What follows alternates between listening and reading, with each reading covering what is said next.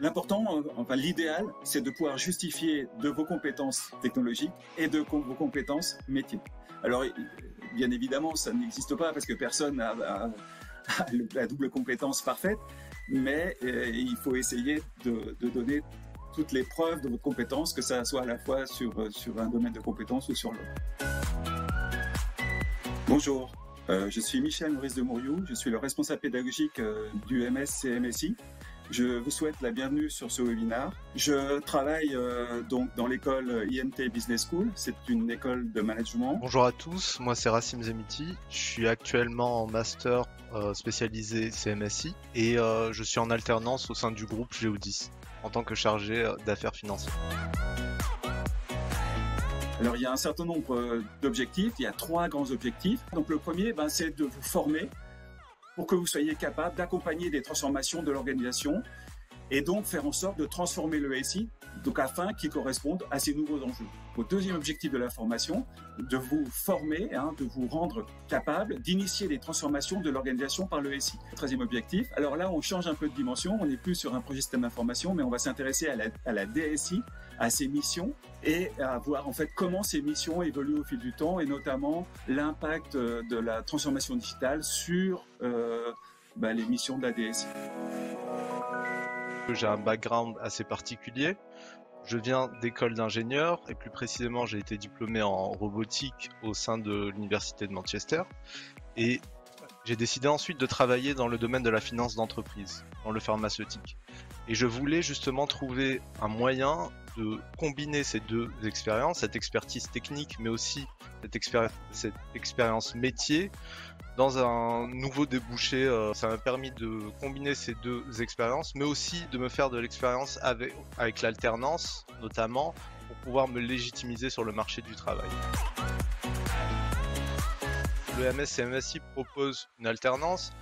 Ce n'est pas anodin et ce n'est pas tous les programmes similaires qui le font, parce que déjà, ça vous évite d'un côté financier de payer le programme, donc c'est l'entreprise qui s'en charge. Ça vous offre une expérience assez enrichissante parce que du début de l'année à la fin, vous allez être principalement en entreprise. Donc ça vous permet vraiment de vous imprégner de l'entreprise et si vous appréciez bien l'entreprise, de vous faire recruter à terme. Les cours se présentent de manière assez générale. Donc ils vous offrent un peu un éventail de toutes les compétences en système d'information. Donc sur les 9 mois que j'ai passé pour l'instant, on a pu voir un peu tous les métiers DSI. Ça vous permet justement, suivant votre type d'alternance, si vous êtes plutôt dans le technique ou plutôt dans le métier, d'avoir quand même cette vision soit consulting, soit technique, et de pouvoir la revoir en entreprise et l'identifier. Ça vous permet aussi de vous aider dans votre travail de tous les jours en entreprise et de valoriser ses compétences. Vous allez avoir vraiment le temps de vous imprégner des cours d'un côté, mais aussi de l'entreprise d'un autre. Pour la tranche, tout dépend de si vous êtes débutant ou pas. Si vous êtes débutant, je pense qu'ils vont proposer environ entre 40 et 48. Vous avez plus d'expérience. J'ai pu voir par exemple du 55. Pour une première expérience, ça dépend de notre âge. Si vous avez très peu d'expérience professionnelle, un cabinet de conseil c'est très intéressant parce que ça vous offre justement un éventail d'expériences dans les grands groupes. Mais à terme, aller sur un grand groupe parce que ça vous offre aussi, par exemple, moi je travaille avec plus de 30 pays, donc ça offre vraiment une expérience très, très internationale et ça offre des débouchés surtout si on veut se déplacer au sein de l'entreprise.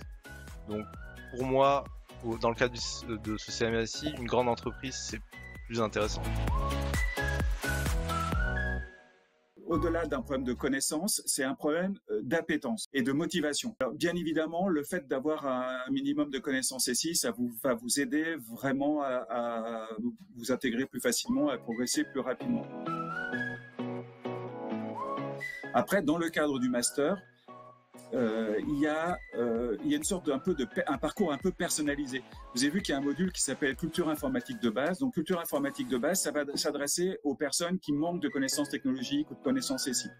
Et en parallèle, il y aura culture, on va dire, de l'entreprise de base, avec des aspects stratégiques. On va revenir sur les fonctions de l'entreprise pour les personnes qui ont des compétences technologiques, mais qui voudraient développer plus de compétences sur les fonctions de l'entreprise. Vous voyez, donc il y a une semaine qui va consister en un parcours un peu personnalisé, et c'est vous qui choisirez le parcours que vous souhaitez suivre au regard de ce que vous êtes. On vous remercie pour votre présence et on vous souhaite le meilleur dans votre projet professionnel.